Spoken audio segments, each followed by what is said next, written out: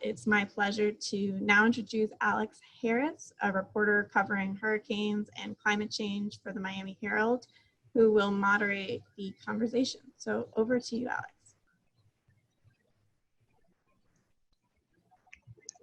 Hi there. Thanks so much for that presentation, and thanks so much, guys, for having me here today. Before we get into our panel, I wanted to mention something that I was asked to highlight, that the report that we just discussed was made possible by a grant from the Florida Department of Environmental Protection, as well as funding from the Compact and local businesses. So it was a team effort. So today I'm going to be speaking with Dr. Yop Danath, who is the Senior Vice President of Research and Strategic Planning at the Miami-Dade Beacon Council, and Jacqueline Gonzalez Touzet, Founding Principal of Touzet Studio. You see them on screen. So I have a couple questions today about what some of the main takeaways from this report, and we're going to kind of talk a little bit about the business community's involvement in the discussion. So I think my first question for you guys is, at this conference specifically, and most of the time in the climate conversation, the main players we mention are the local, state, and federal government, like we just discussed with the funding. And we talk a lot about where that money is going to come from. Can you guys both give me your thoughts on the business community's role in talking about climate change and advocating for the solutions we still need in our community? Sure. I'll get started with a quick answer. And thank you for having us on this panel and be part of this program today.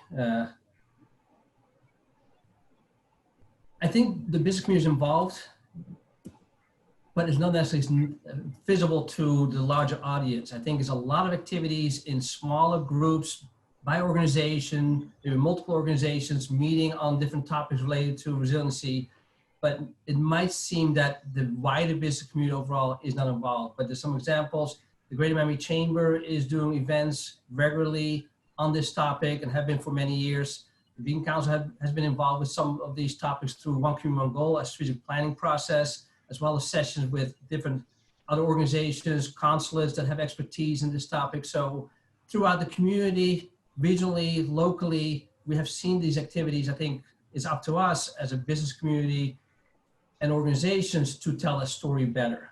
I think that's, one of the reasons why this report is so important, is how do we use this information not as a way to say what's going to happen in the future, as much as we as a community, including the business community, need to step up and figure out what are the things we can do to mitigate some of the things that were shown in this report and things that we've been talking about for many years now.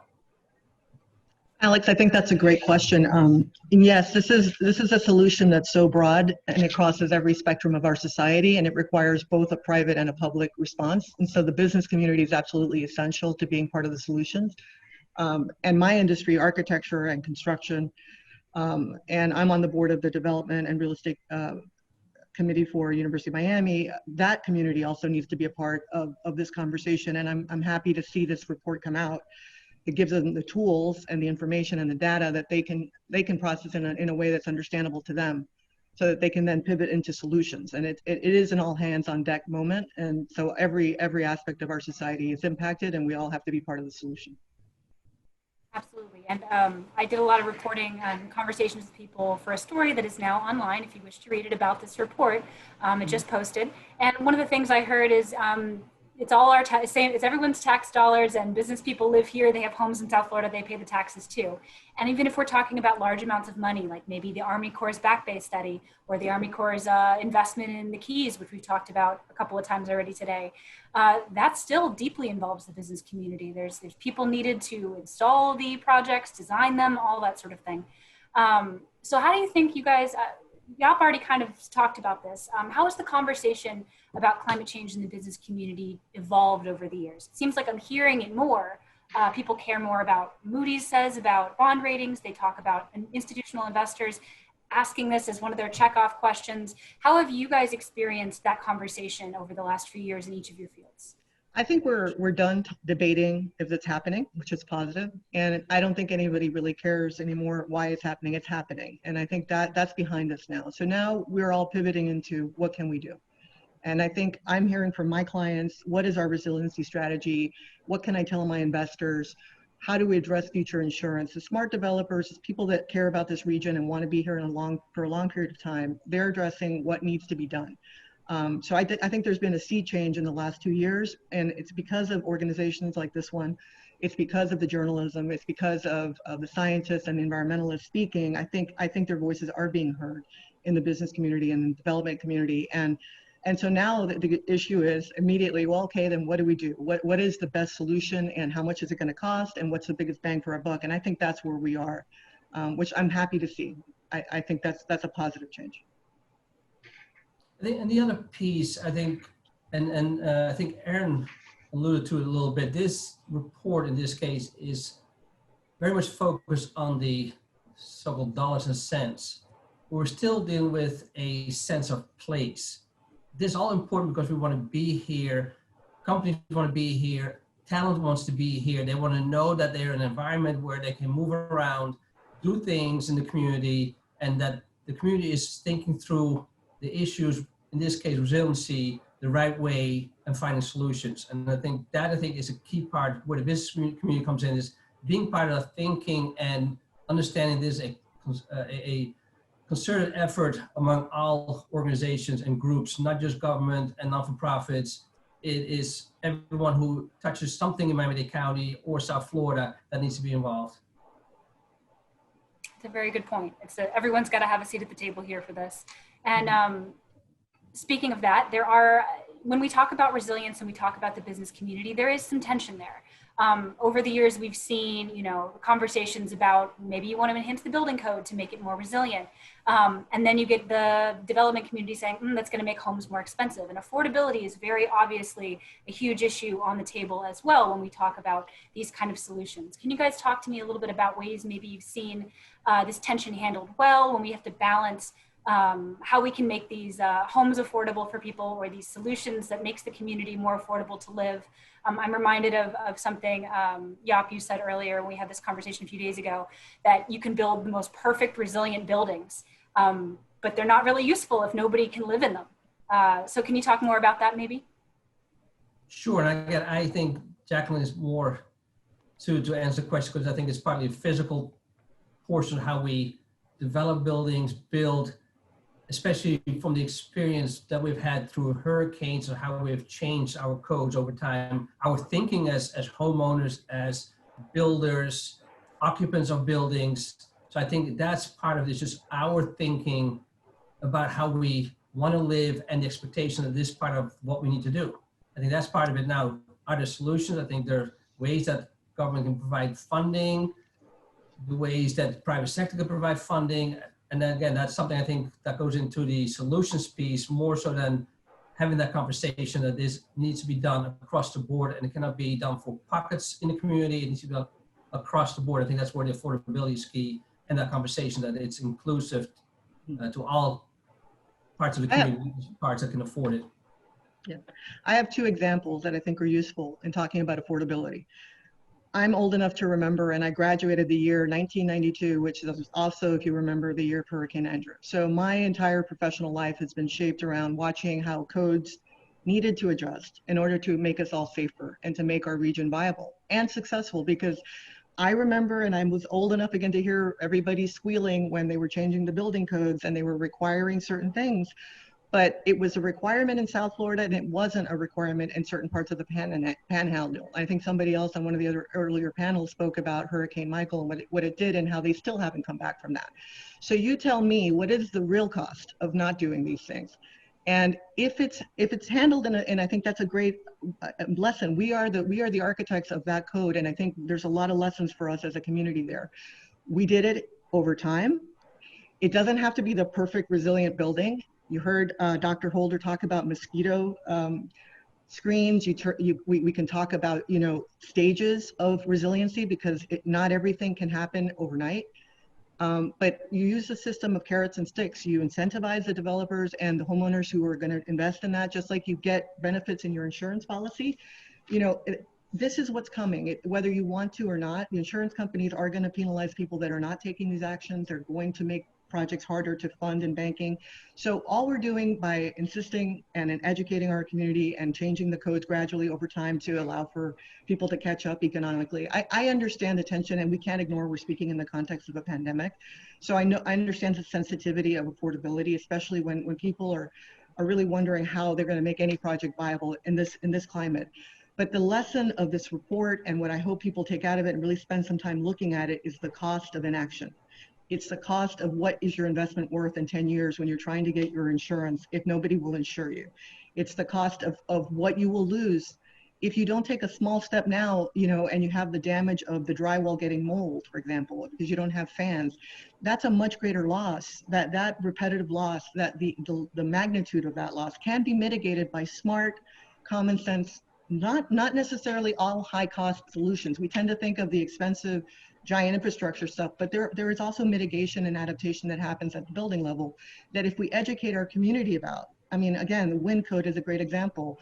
Yes, we went to impact glazing and that was expensive, but you know what else we did? We put these little straps on our trusses that costed $1.50. And if you put them on your roof and you strap up on your roof instead of toenailing those trusses, your roof doesn't fly off in a hurricane. So you tell me the relative cost of that investment versus what you get back. And that's the education piece that we need to do. What is the greatest benefit, and what for the resiliency measures that we need to take at what scale, depending on where you're at. If you're talking about affordable housing, which is subpar in our community, what can we do to get those folks safer and make them less vulnerable? And you know, and that's going to lead to jobs, that's going to lead to construction innovation, and that's going to help us all. So I think we need to talk about the real cost of things, not just the first cost. I think what you have to say about insurance really sums it up really well. Like, that was an enormous initial investment, and you're right, everybody did kick and scream in 92 and 2002 when it came time to talk about changing those codes. But now, if you need to get insurance and your home was built before 2002, you are paying a much steeper premium. And we already pay the highest premiums in this state pays the highest premiums in the whole country. So you can see that come in later. Yeah, and look at what we invested, and look at where we are from 1992 to today. You tell me if that really hurt our economy and if that hurt our business. I mean, it didn't. It only made us stronger and better. And that's the same attitude we need to take. On that note, though, there's so much you can do internally as a community, as a county, as a city, as a municipality when it comes to changing policies and investing. But we've got some big ticket projects. Some are talked about in this report. Some we've been talking about for years. Septic to sewer, seawalls, all this stuff is pretty expensive. And every time you talk to any elected official or even business people, they say, well, we're going to need that money from the federal government, from the state, from other outside forces. How do you think the business community can help with that? Do you think that this financial ROI we get from this, saying spend 18 billion now, or pay 39 billion later, how does that help the conversation? And how can the business community be a part of trying to draw down that money from federal sources? Maybe this one can go to Jaap first. It's always tricky to talk about policy and how to move policy forward. But I think it's important to have that conversation, because in the end, the business community want to make sure that they are viable here, that they can do the things they need to do, and therefore generate taxes, create the higher paying jobs that we need in order for folks to live here. So I think it's a logical thing for the business community. I think that there, again, the different chambers have been involved in these topics. We have touched it over the years. So I think the business community is there. And it's important that we help tell that story to our elected officials, why it's important that we have this in place and that this is a long-term process. We don't expect us, as Jacqueline said too, to fix this today, but we just need to get started project by project, process by process. I think that's where the business community can just keep pushing. I think the same thing with other topics in the community where the business community, we need X, talent related or any other topic where say, well, this has an impact on our bottom line long-term.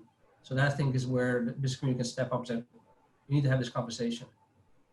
And take part of that solution building too. It's not saying you need to do this, it's how do we collectively figure out solutions.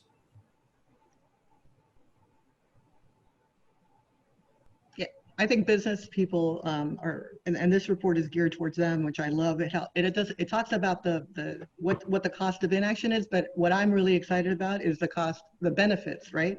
What comes if you do invest in this? And I think what comes are jobs, and what comes are industry here in Florida aside, because, you know, if you can connect the dots for the business community and tell them what the risks are to tourism, to hospitality, and what the benefits are to construction, to industry, to innovation, and to other industries that are, you know, like solar, for example, the Sunshine State, we could be the solar capital of the world. If you inspire people to invest here, it is a virtuous cycle, as opposed to the other path, which you do nothing. You become the victim of a series of cascading events. The tax revenue, the base goes down. You know, we really have a very stark contrast with this report, and I encourage everybody to look at that, because those are the choices we're facing. Invest, like other people did behind us, in infrastructure, unlock the value of a place, protect the vulnerable, protect our community so we actually have a resilient community, or do nothing and watch, you know, the events unfold and see what happens, which I think the report also lays out pretty starkly. So, you know, I think the business community gets that. They understand numbers.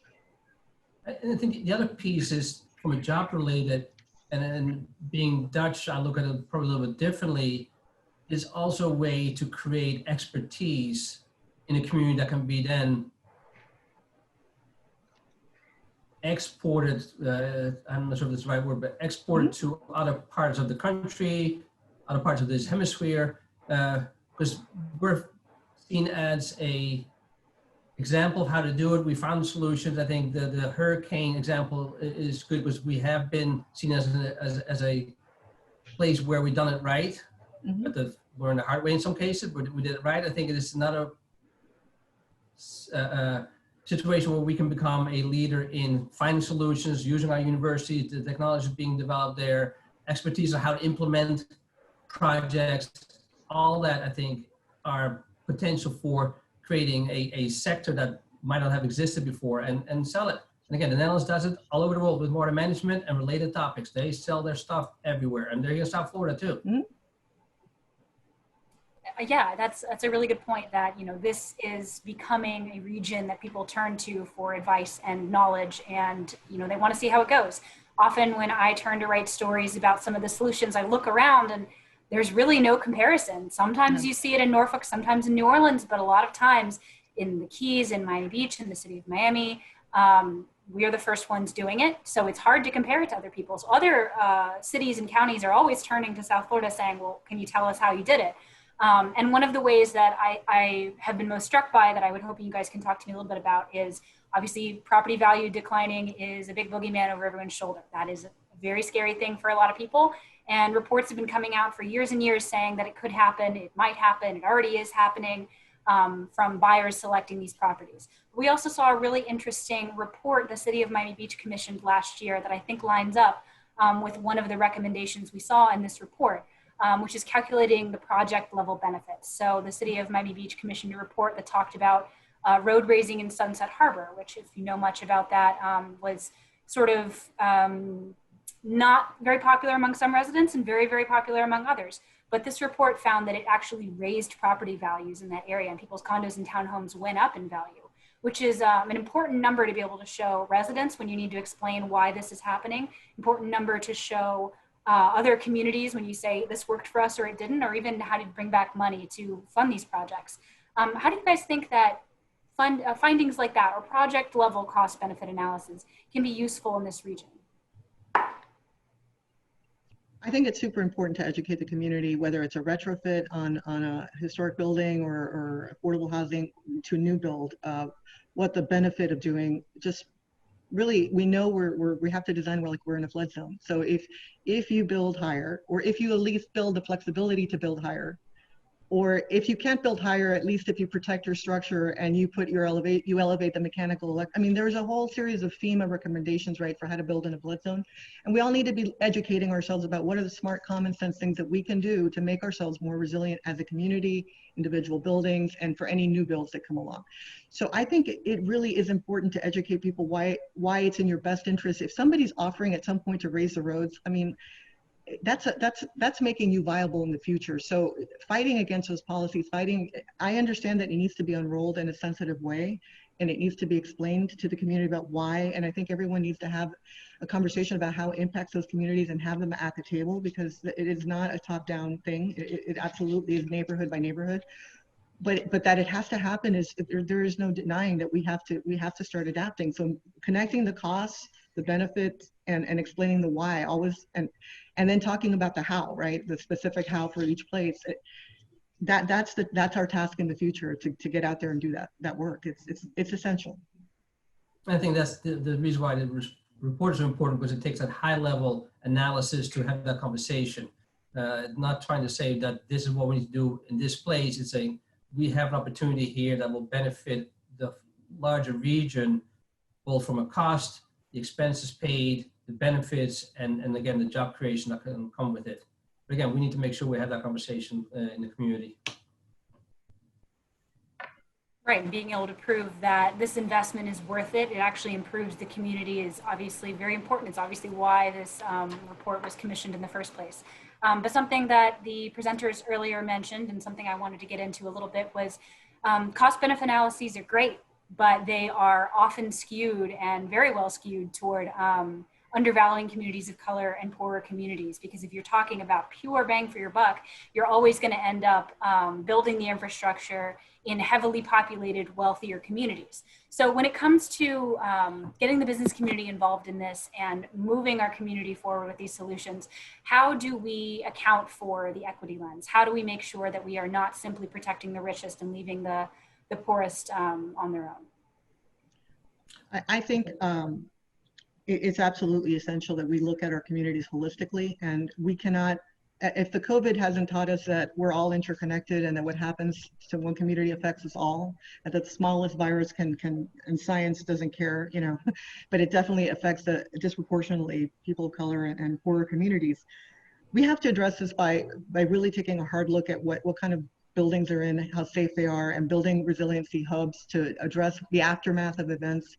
That's something that's very interesting. The city of Austin's been building them. We're working on a Jose Marti Park as a prototype pilot project, also City of Miami looking at that. Is what does a community center in the future have to do? What does a park, beyond just be an amenity? You know, we have to build layers of community resiliency so people can get back into their homes, that they can have access to fresh water and they can have access to power.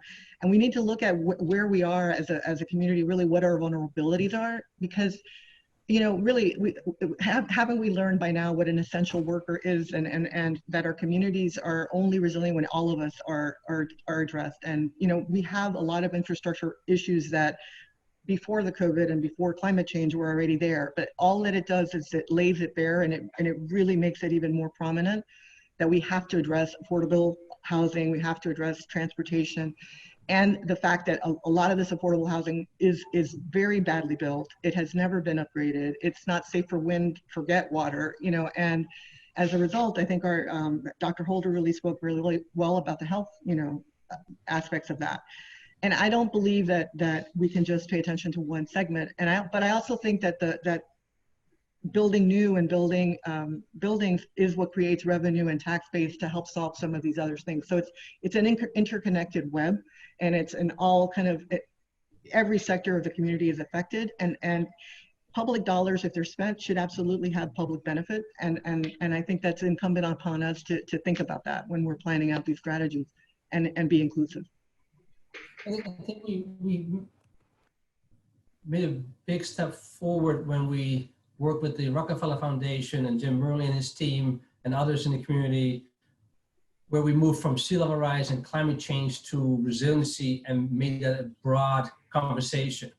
And so, and we were involved, we worked with Jim on getting the business community involved with getting their input.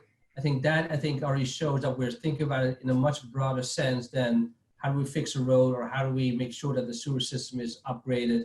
It has to be much broader, and what Jacqueline said too, it has to include everyone. So I think we have the pieces, or starting to have the pieces in place to put those things in motion.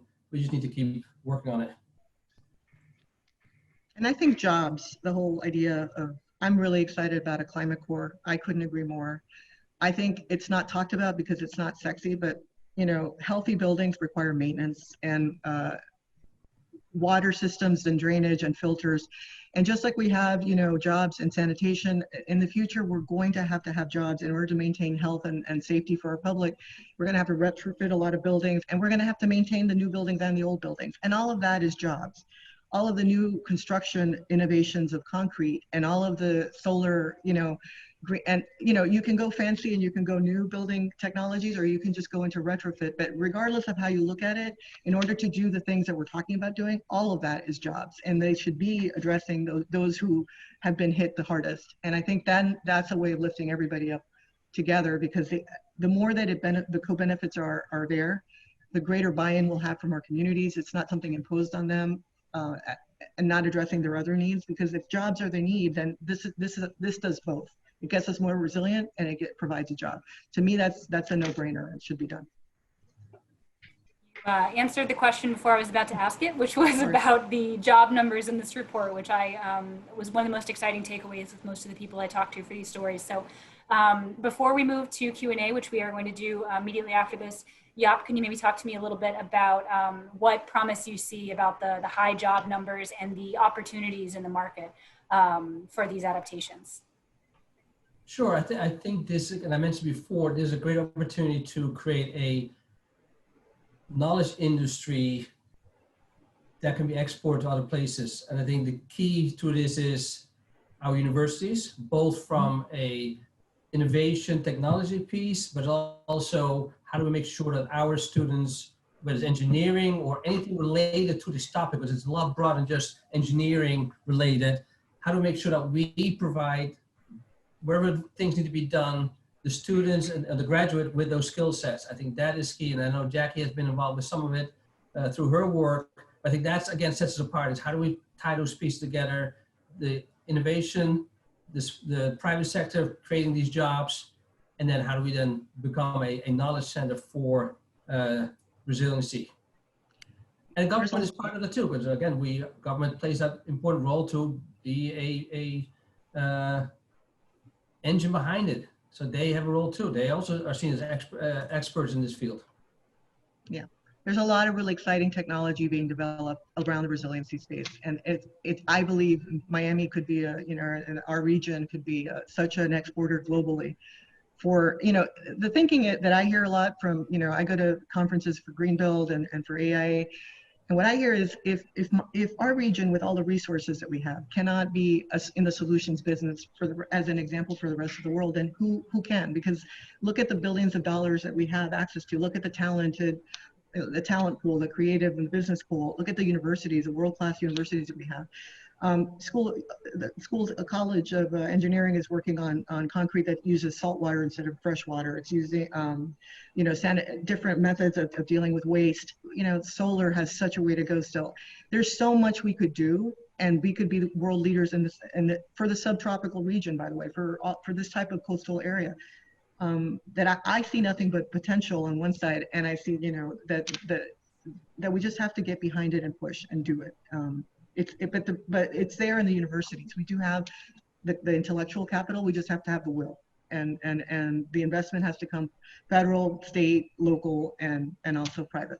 So it's everybody on board. On that note, we're going to move over to the Q&A. So again, if you have any questions, you can drop them in the Q&A. The first couple are technical. They're for Aaron and Annie. The first one is, was the 10-year storm modeled dynamically or using a bathtub approach? Great question. So I mentioned earlier on, we were reliant on regionally available standardized physical data. And so the model platform, GeoPlan from the University of Florida, they use a bathtub or an equilibrium model, which from my understanding is pretty similar to like the NOAA Sea Level Rise View or Climate Central or some other platform that has a large geographic coverage. And job years were summed up over what period? So job years were summed up based on the investment costs at different points in time. I mentioned the REMI model that we use, that is a dynamic model and has population and income and various other types of economic indicators that inform that. And I don't have the report right in front of me, so please don't quote me on this, but as I mentioned, we did a phased approach to adaptation, taking action now and then taking action in 2040 to spread out those costs and adapt to changing risk. And I believe we used a 5-year period of investment from the current time period, as well as from 2040 moving forward. And another technical question for you guys, which is one I had myself. Can Can you combine building level and community-wide benefits directly? If not, why? There are opportunities to do that. I mean, I mentioned, the goal was to model these two distinct buckets for illustrative purposes, and that these investments are complementary. But you also want to be careful in approaching something like that to not double count. So if you were to invest in community-wide adaptation, intercoastal or outer coast, and you're providing some type of soft or hard barrier to keep waters out, the only likely reason you would further invest in building level adaptation is if that adaptation provides you a higher level of protection, right? So this is a report focused on high frequency events, daily tides, king tides, 10-year storm. But as we know, there's the potential for low probability, low frequency events, a category 5 hurricane, 100-year storm, whatever it may be. So at the property level, some people may have a lesser risk tolerance than what the community does at large. So in the context of that, where that increasing, elevating your building higher, increasing the level of flood proofing, that would provide an additive benefit that could be added on top of community benefits that were modeled in this study. One more technical question for you guys before we throw it out to the panel. Did the analysis look at the cost of resettling coastal communities that would be hardest hit inland as part of the analysis? Did you consider retreat? We did not evaluate managed retreat or other framing that is used more broadly about this type of adaptation. However, we mentioned this in the report, is that there's limited financial resources, there's a large region to invest in, and so while there's no one-size-fits-all approach to adaptation, communities are in the best position to find what is an optimal approach to adaptation. And based on community values, is it protection of people? Is it protection of economic resources? It may make sense to, at least from an economic perspective, to not invest in protecting everything in the region. We were not able to do that as part of this analysis, but I believe there is some level of retreat that is discussed in the various Army Corps reports that were referenced earlier. All right, I've got one for the panel here. How can the business community be incentivized more to take action? Shareholders are already requesting more initiatives on climate change. Portfolio managers are removing fossil fuel companies from their investments. But ultimately, how can more investment or capital be set free to invest in resilient business strategies with capital strapped? Also, the timeline to act is shrinking rapidly. 10 years, question mark? How can we speed up business action? So I'm a big believer in code being required. And the reason is, for example, LEED was voluntary for some time, and it was required for federal buildings, and then it became, sort of 50,000 square feet and above. And what you start to see when it becomes part of the code is that you get broader acceptance over all the projects, so no one developer or per project is penalized, and the costs come down. So the more people are doing resiliency, and I wish people did it because they wanted to only, but I think there is an education piece that needs to happen, why it's in their best interest. But until such time, we got to keep people safe. It becomes a health and safety welfare issue. And that's why I believe it belongs in the code. So I think ultimately it is like that WINS thing, that we start with incentives, we start with carrots, but we work our way to, it's the code. And you have to do it, because if you don't do it, then our community is not resilient. Because what I find is that if you have the freeboard for this property, but you don't have it for that property, then in 5 years' time, that property is going to be arguing with this property about raising the roads. So the sooner we get to the place where we all say, you know what, the only way to deal with this is that we have to address it in some fashion. I'm not saying everything, but in some fashion in the code, that's what's going to accelerate acceptance. I wish I could tell you that it would come otherwise, but Hurricane Andrew was a huge event. I wouldn't want to see a huge event be the catalyst to action. I would prefer it to come from the code. I think companies start to see the benefits, short-term, long-term. I think the community is starting to ask for it. I think that with the LEED, the tenants were asking for buildings, say, hey, if we're moving to a building, is LEED certified? So I think that conversation needs to continue, where you'll see people just asking for it or saying, well, that's probably what we need to do. I think that's part of it, is just and again, that's why this report is so important, to start a conversation and knowing that solution might be perfect, but if we don't start with something, we'll be having the same conversation a year from now, 5 years from now. Yeah, And I think that's right, that we need to continue and to. I think also the insurance company and financing is going to start driving it as well. So there are factors out there. It may not be natural causes, but it'll be, you know, in a time of diminishing resources, are people going to invest in places that are risky, and they're going to start pricing climate risk. So that's going to drive, and it's already driving. But it will be only, it'll escalate. So that's why getting ahead of it and being proactive and being a community that's already designed into our thinking is smart. It's not being punitive, it's being smart.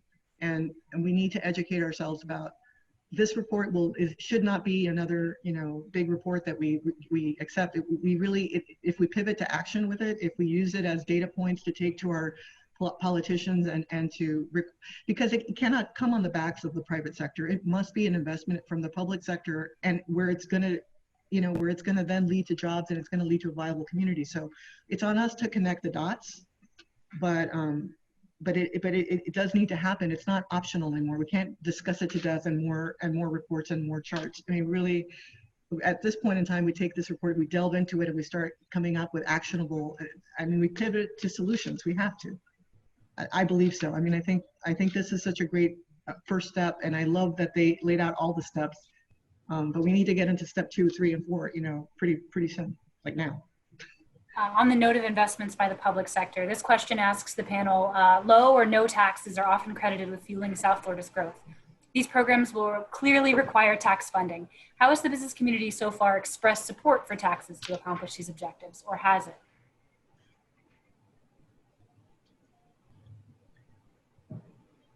I think before pandemic, they probably were more open. I think there's a sensitivity now. Everybody's hurting, and how that's going to play. I'll let other business, Jack can answer maybe that. But it's going to be, it needs to be done in a sensitive manner with incentives, because everyone is reeling from this pandemic, and it's going to impact the economy. So I think that calculus is a little different now post-COVID than it was 9 months ago. Yeah, I think that the report shows that the cost-benefit analysis that helps with explaining why long-term investments are needed, however it's funded. And I'm not at liberty to say that business communities should step up with additional tax. I think it's more understanding that we need to step up activities based on the fact that there's a benefit to the community, both from a safety, but also from a cost and job creation. Another question for the panel. While the risks of long-term flooding effects accrue by the public sector, example, loss of tax revenue, the cost of building level adaptation are currently borne by businesses and property owners. What techniques are available to match the costs with the benefits? For an example, why shouldn't a business owner simply walk away when the risk becomes too high? The governments can't leave.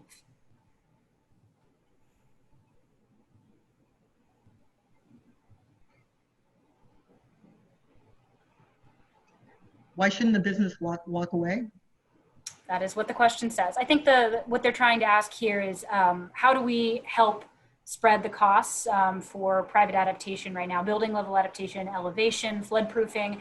There doesn't really, it seems like you mentioned earlier, Jackie, talking about, you know, this is borne primarily right now by the private side of the industry. How do we share that burden? How does this cost get more evenly split? Yeah, we need definitely creative financing models and to discuss how to finance resiliency, because it cannot come on the backs of we already are difficult projects to kind of get financed. It's not that kind of economy where that kind of level of infrastructure spending can be borne. So it has to be a shared cost. I don't know what the solution is, and I think that's something that needs to be looked at. But there are other models like parking and affordable housing funds. There needs to be a resiliency fund. There needs to be investment that comes, and then also there needs to be financing, and there needs to be tax.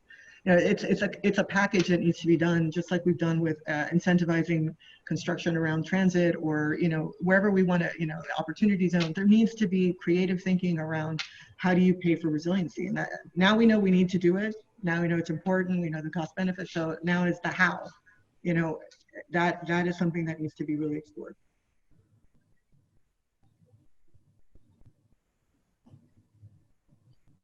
You have anything you want to add there, or? No, I agree. Again, I don't have any solutions, but again, that's why the conversation is so important to make sure we figure out that, again, it's